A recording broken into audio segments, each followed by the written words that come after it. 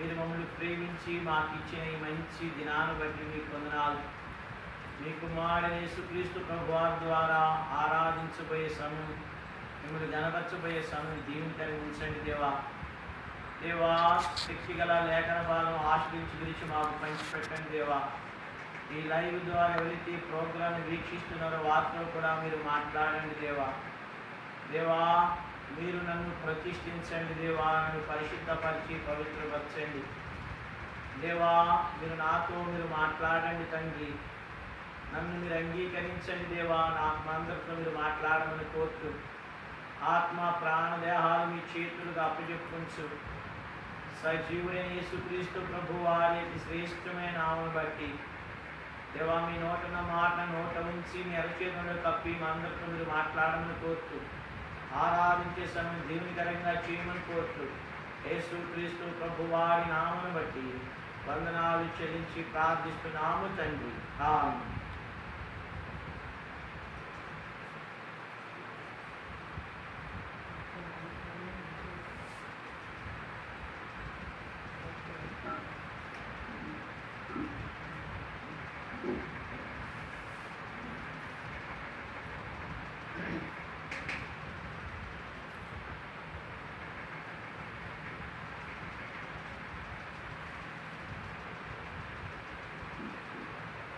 ఈ ఉదయకాల సమయమున మనం దేవుని ఆరాధించబోయే ముందుగా, దేవుని గణపరచబోయే ముందుగా దేవుని యొక్క లేఖన భాగంలో నుంచి కీర్తన గ్రంథము 135వ అధ్యాయము, కీర్తన గ్రంథము 135వ అధ్యాయము 3వ వచనం నుంచి 6వ వచనం వరకు కూడా మనం మార్చి చదువుకుందాం. కీర్తన గ్రంథము 135వ అధ్యాయము 3 నుంచి 6 వచనాలు మనం మార్చి చదువుదాం. యెహోవా దయాళుడు, యెహోవాను స్తుతించుడి, ఆయన నామమును కీర్తించుడి, అది మనోహరము. యెహోవా తన కొరకు యాకోబును ఏర్పరచుకొనెను, తనకు స్వకీయ జనముగా ఇశ్రాయేలును ఏర్పరచుకొనెను.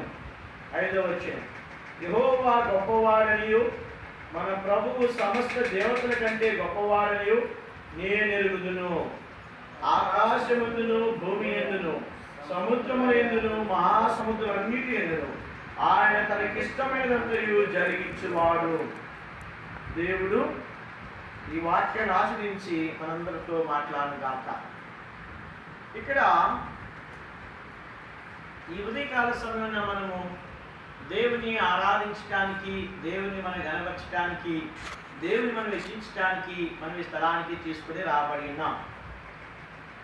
దేవుని ఆరాధించే ఈ గొప్ప ధన్యత దేవుడు మనందరికీ ఇచ్చాడు.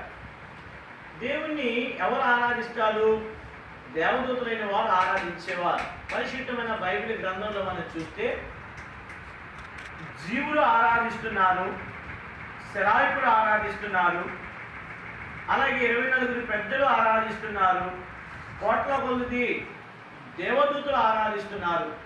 అయితే ఇక్కడ నీవు నేను కూడా భూమి మీద దేవుని ఆరాధించాలని దేవుడు కోరుతూ ఉన్నారు. కాబట్టి ప్రియమైన సహోదరి సహోదరుడా, దేవుణ్ణి ఆరాధించేది ఎంత గొప్ప ఆశీర్వాదం. ప్రార్థించుట ఆశీర్వాదము, అయితే దేవుని ఆరాధించుట రెండింతల ఆశీర్వాదం. అందుకే అపోస్తుల కార్యం 20వ అధ్యాయంలో పౌలు అక్కడ ఎఫెసీ సంఘానికి చెప్తూ అంటాడు, పుచ్చుకొనుట కంటే ఇచ్చుట ధన్యము అంటాడు. కాబట్టి దేవుని ప్రజలు ఇచ్చేవారంగా ఉండాలని దేవుడు కోరుతున్నారు. అయితే ఇక్కడ మనం చదివిన లేఖన భాగంలో 135 దావీదు కీర్తనలో యాత్రా కీర్తన అన్నమాట. కాబట్టి ఇవన్నీ యాత్రా కీర్తనలు. ఇవన్నీ ఈ కీర్తనలో దైవజనుడైనటువంటి ఈ కీర్తనకారుడు ఇక్కడ అన్నాడు 3వ వచనంలో, యెహోవా దయాళుడు, యెహోవాను స్తుతించుడి, ఆయన నామము కీర్తించుడి, అది మనోహరము. ఈ యొక్క ఉదయకాల సమయంలో ఆరాధన వెళ్ళబోయే ముందుగా మీ దృష్టిని, మీ గమనాన్ని వచ్చి మీద నిలపాలని కోరుతున్నాం. కాబట్టి దేవుని యొక్క గుణాతిశయాలను ఇక్కడ పరిగణిస్తూ ఉన్నారు. అందుకే పేతురు కూడా భక్తులు అంటాడు, మిమ్మల్ని పిలిచిన వారి గుణాతిశయములు ప్రచురము చేయు నిమిత్తము. మనం పిలువబడ్డామంట. దేనికి మనం పిలువబడ్డాము? మనల్ని ఎవరైతే పిలిచారో ఆయన యొక్క గుణాతిశయములు ప్రచురం చేయడమే ఆరాధన. జాగ్రత్త మాట గమనించండి. ఆరాధన అంటే అర్థము, ఎవరైతే మనం పిలిచారో, ఎవరైతే మనం రక్షించారో, ఎవరైతే మన కొరకు ప్రాణం పెట్టారో, ఎవరైతే మనల్ని కాపాడుతున్నారో, ఎవరైతే మనకు జీవం ఇచ్చారో, ఎవరైతే మనకు కనుపాపలే కాపాడుతున్నారో ఆయన యొక్క గుణాతిశయములు ఏం చేయాలంటే మనం ప్రచురము చేయాలి. కాబట్టి ఇక్కడ దైవజనుడు, ఇక్కడ కీర్తనాకారుడు అంటాడు యెహోవా దయాళుడు. జాగ్రత్తగా మీరు గమనించండి. ఆయన ఎలాంటి వాడంట? దయాళుడు. దయాళుడు అంటే దయ కలిగినటువంటి దేవుడు. కాబట్టి ఈ కీర్తన గ్రంథంలో ఒక దగ్గర కీర్తన గ్రంథం 34 అధ్యాయంలో చూస్తే దావీదు అంటాడు, నేను రుచి చూచి ఎరిగితిని యెహోవా ఉత్తముడనియు అన్నాడు. కాబట్టి దేవుని ప్రజలైన మనము కూడా దేవుని యొక్క దయను మనం ఎరగాలి. కాబట్టి దేవుని యొక్క దయను అనుభవించాలి. దేవుని యొక్క దయ మనము అనుభవించినప్పుడు ఆయన దయాళుడు అంటాం. దయాళుడు అంటాం. కాబట్టి ఇక్కడ దేవుని యొక్క వాక్యంలో చూడండి, యోనా దేవుని గురించి ఏం చెప్పాడు చూడండి. యోనా గ్రంథము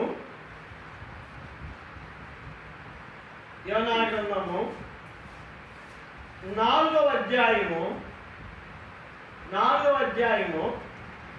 ఇక్కడ 2వ వచనం, యెహోవా నేను నా దేశమందుండగా ఇట్లు జరుగును నేను అందుకొంటిని కదా, ఇందువలనే నీవు కటాక్షమును జాలిను బహుశాంతమును అత్యంత కృపగల దేవుడు అయి ఉండి పశ్చాత్తపడి కీడు చేయక మానుదు అని నేను తెలుసుకుని దానికి ముందుగానే తర్షీషునకు పారిపోతిని.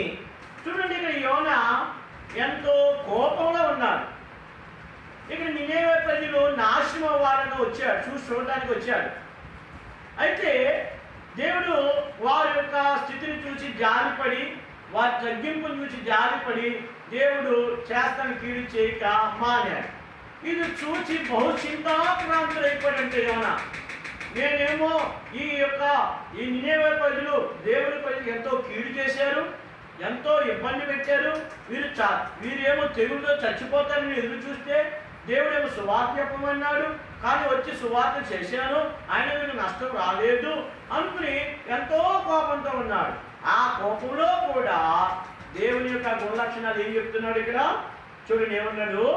అందువలననే నీవు కటాక్షమును జాలియు బహుశాంతమును అత్యంత కృపగల దేవుడు అయి ఉండి పశ్చాత్తాపపడి కీడు చేయక మానుదు అని నేను తెలుసుకొని దానికి ముందుగానే తర్షీషునకు పారిపోతిని. చూసారా, అంత కోపంలో కూడా దేవుని యొక్క మంచితనాన్ని ఆయన వర్ణిస్తా ఉన్నారు.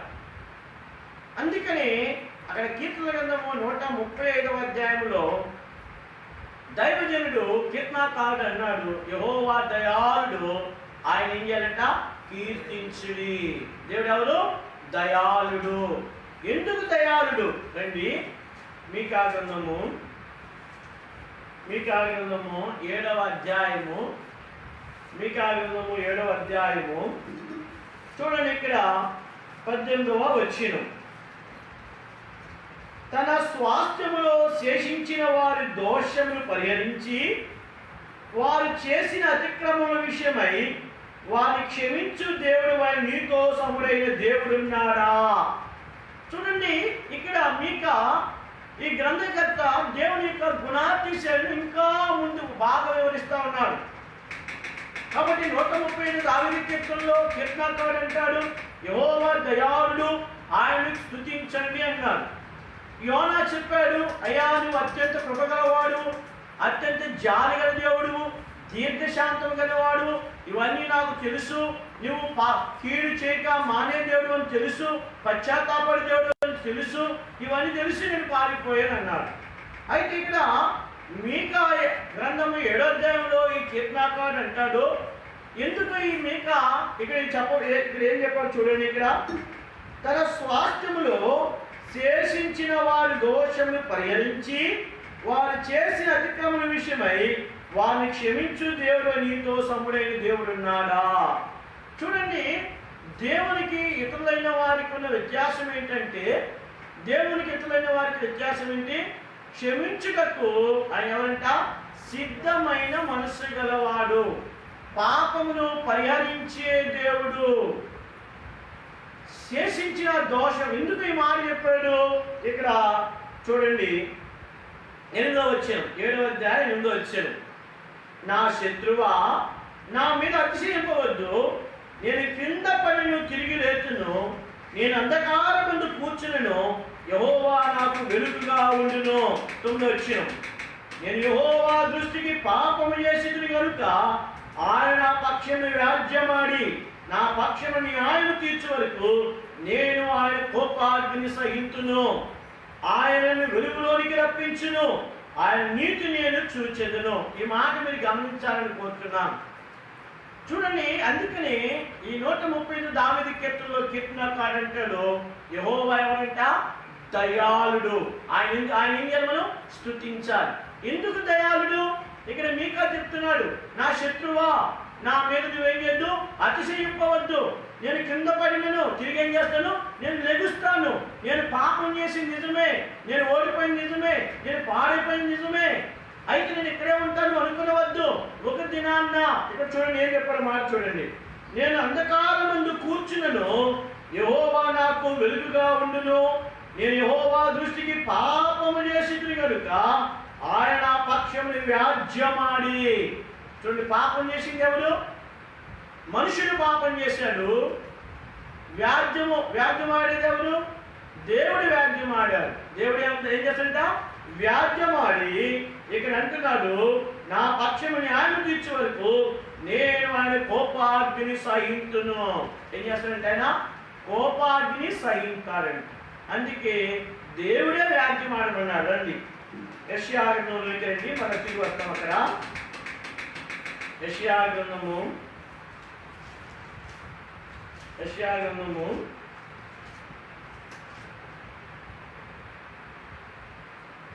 43వ అధ్యాయము 25వ వచనం చూడండి. నేనే నా చిత్తానుసారంగా నీ అతిక్రమములను తుడిచివేయుచున్నాను, నేను నీ పాపములను జ్ఞాపకము చేసుకున్నాను, నాకు జ్ఞాపకము చేయము, మనము కూడి వాదింతుము, నువ్వు నీతిమంతులుగా తీర్చబడినట్లు నీ వ్యాజ్యమును వివరించుము.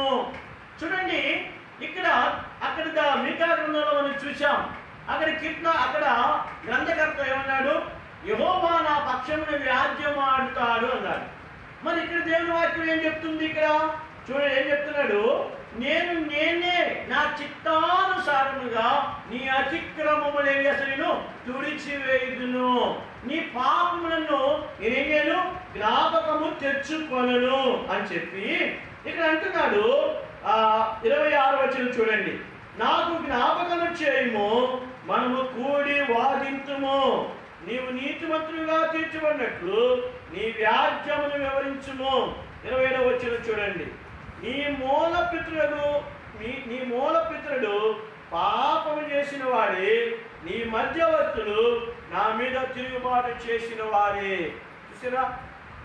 కాబట్టి మూల పితరుడు పాపం చేసిన వాడే, మధ్యవర్తులు పాపం చేసిన వాడే.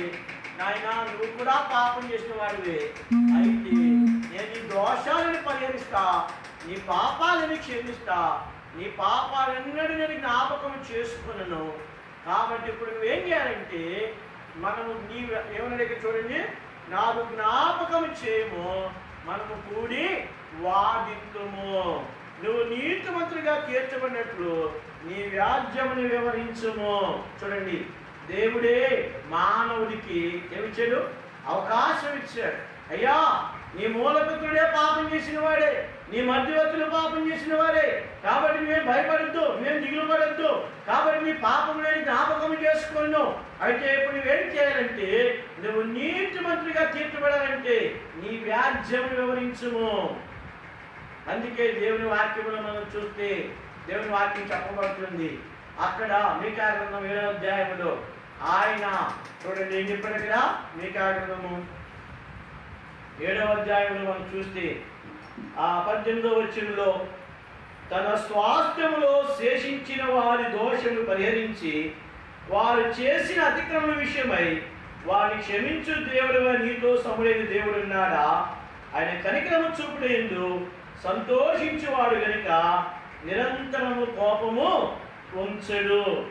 ఆయన మరలా మన యందు జాలిపడును, మన దోషమును అణిచివేయును, వారి పాపములన్నిటినీ సముద్ర పగాధములు నీవు పడవేతువు. ఆయన ఎవరంట? ఆయన ఎవరు? ఏమన్నాడు ఇక్కడండి? ఆయన ఎవరు? కనికరము చూపుడైందు సంతోషించే దేవుడు.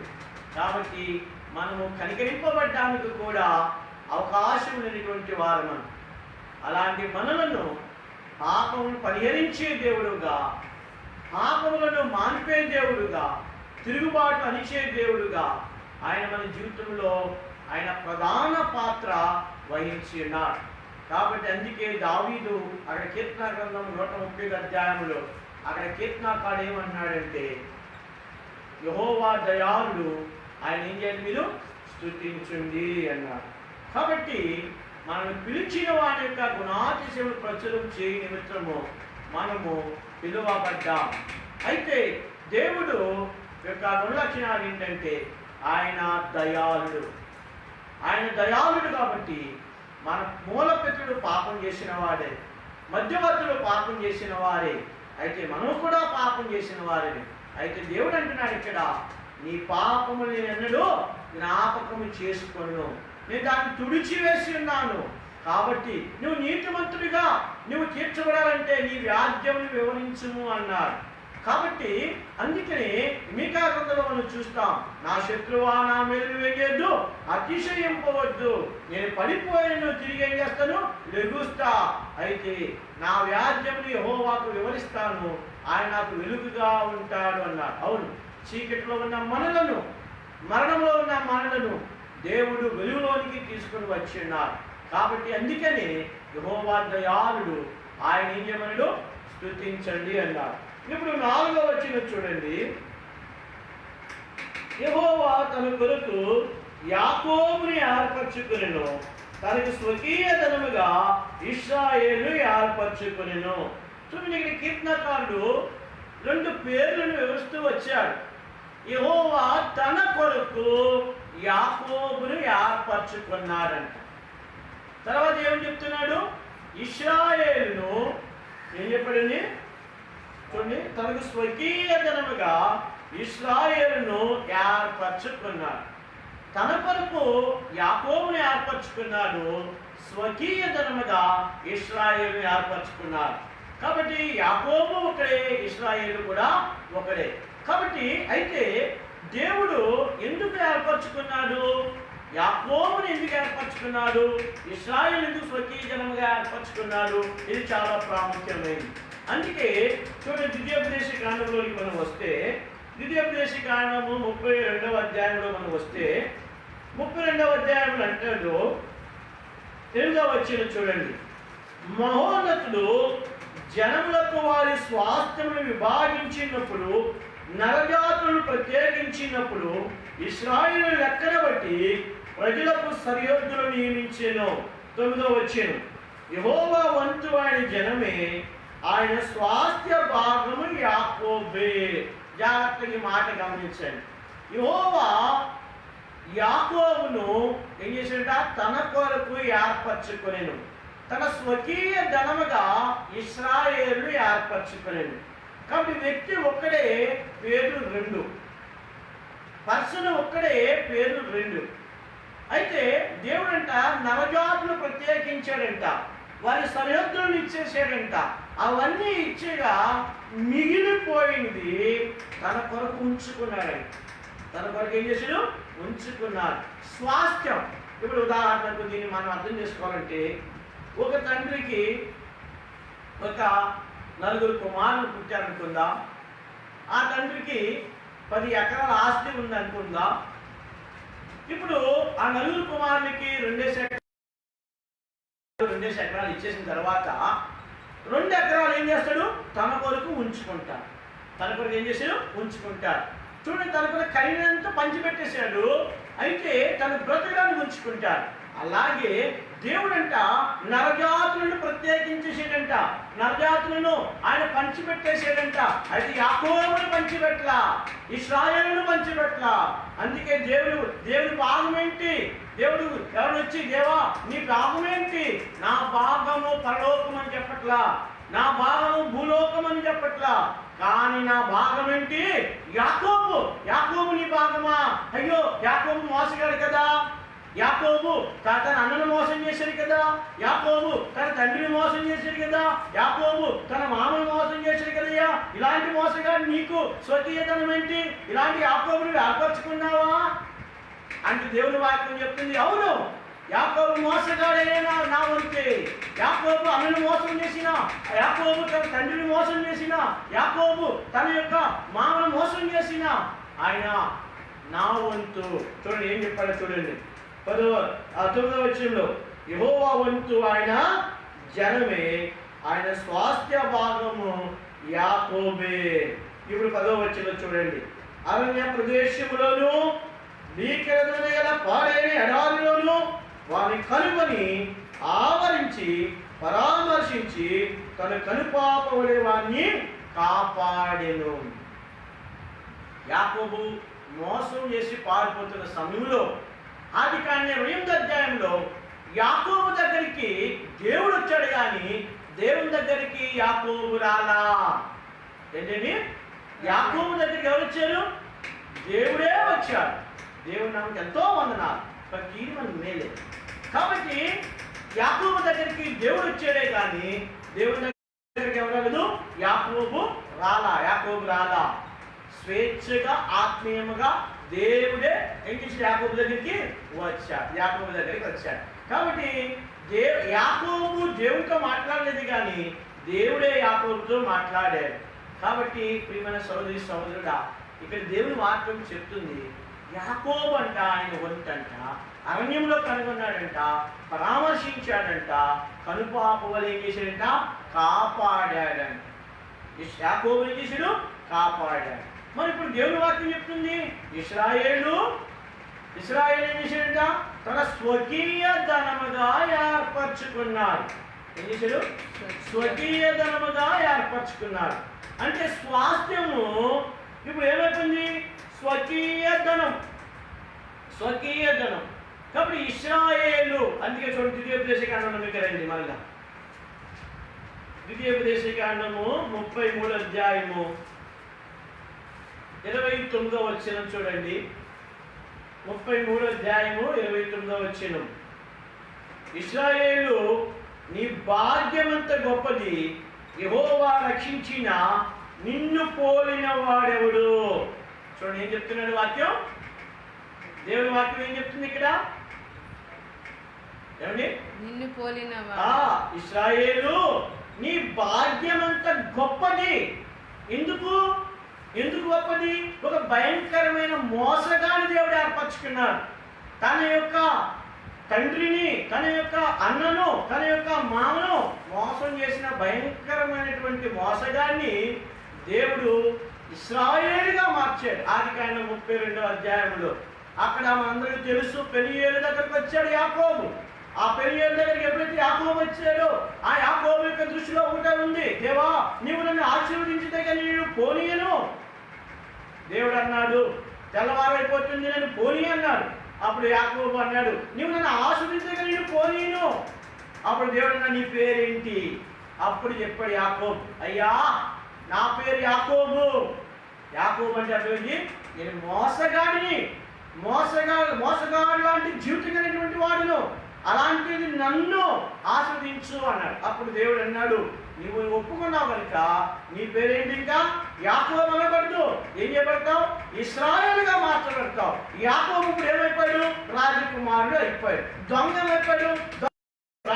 ఏం చేస్తుంది? తెలుపు చేస్తుంది.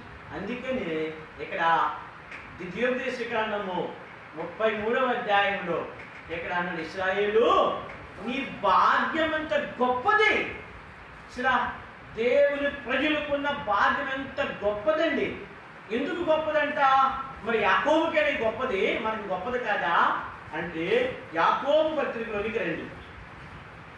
యాకోబు పత్రికలోనికి రండి. యాకోబు పత్రిక 2వ అధ్యాయము 5వ వచనం. నా ప్రియ సహోదరులారా ఆలకించుడి, ఈ లోక విషయంలో దరిద్రులైన వారిని విశ్వాసమందు భాగ్యవంతులుగాను తన్ను ప్రేమించు వారికి తాను వాగ్దానం చేసిన రాజ్యములకు వారసులుగా ఉండటకు దేవుడు ఏర్పరచుకొనలేదా? ద్వితీయోపదేశకాండం 33వ అధ్యాయంలో అక్కడ దావీదు మోషే దేవుని ఆత్మతో చెప్తున్నాడు. ఏమన్నాడు? ఓ ఇశ్రాయేలు, నీ భాగ్యం ఎంత గొప్పది. ఏ యాకోబుకే నా భాగ్యము. అయితే దేవుని వాక్యం చెప్పబడుతుంది, నా ప్రియ సహోదరులారా ఆలకించుడి, ఈ లోక విషయంలో దరిద్రులైన వారిని విశ్వాసమందు ఏం చేశాడు? దేవుడు భాగ్యవంతులుగా చేశాడంట. ఇప్పుడు మనం ఎవరు? యేసు ప్రభువు రక్తంతో కడగబడి కొనబడిన ప్రతి విశ్వాసి ఎవరు? ఈ లోక విషయంలో దరిద్రులమే, కానీ విశ్వాసమందు దేవుడు ఏం చేశాడు? భాగ్యవంతులుగా చేశాడు. రెండవది, తన కుమారుని యొక్క రాజ్యములకు మనం ఏం చేశాడంట? వారసులుగా చేశాడు. ఇప్పుడు మనం ఎవరు? పరలోక రాజ్యానికి వారసులం. స్వకీయ ధనమును యాకోబే కాదు, యేసుక్రీస్తు ప్రభువు రక్తం ద్వారా మనందరము స్వకీయ ధనముగా చేయబడ్డాం. అందుకని పరిశుద్ధ గ్రంథం ఏం చెప్తుందంటే యెహోవాను స్తుతించుడి. ఎందుకు స్తుతించాలి? ఆయన దయాళుడు. ఆయన యాకోబును తన కొరకు ఏర్పరచుకొనెను, ఇశ్రాయేలును తన స్వకీయ ధనముగా ఏర్పరచుకొనెను. ఎందుకని? ఇశ్రాయేలు రాజకుమారుడు, యాకోబు ఏమైపోయాడు? ఇప్పుడు రాజకుమారుడు అయిపోయాడు. అయితే ఇప్పుడు ఇశ్రాయేలు, నీ భాగ్యం ఎంత గొప్పది, యెహోవా రక్షించే నిన్ను పోలిన వాడెవడు? చూసారా? ఎందుకని? యాకోబు కంటే మంచి గుణలక్షణం కలిగిన వాళ్ళు అక్కడ ఉన్నారు, కానీ యాకోబు దగ్గరికి దేవుడు వచ్చాడు, ఏర్పరచుకున్నాడంట. అందుకే మనం కూడా ఎఫెసీ పత్రిక 1వ అధ్యాయంలో తన ఎదుట పరిశుద్ధులమును నిర్దోషములై ఉండాలని ఎక్కడ ఎప్పుడు ఏర్పరచుకున్నాడు? జగత్తు పునాది వేయబడక మునిపే యేసు క్రీస్తు ప్రభువారిలో ప్రేమ చేత మనం ఏం చేశాడు? ఏర్పరచుకున్నాడు. కాబట్టి స్వకీయ ధర్మగా మనం ఏర్పరచుకున్నాం. కాబట్టి ప్రియమైన సహోదరి సహోదరుడా, యెహోవా దయాళుడు, ఆయన ఏం చేయాలంట? స్తుతించాలి. కాబట్టి కాల సమయం ఉన్నా మనం కూడా ఇటువంటి తలంపులతో దేవుని ఆరాధించి మహిమపరిచినట్లుగా ప్రభు మనను ఆరాధన ఆత్మతో నింపునుగాక.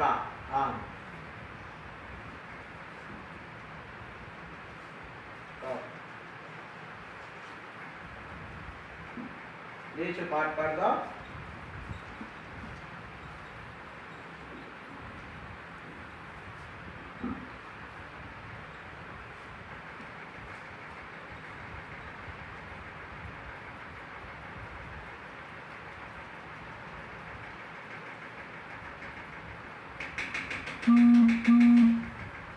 పాట సంఖ్య 67.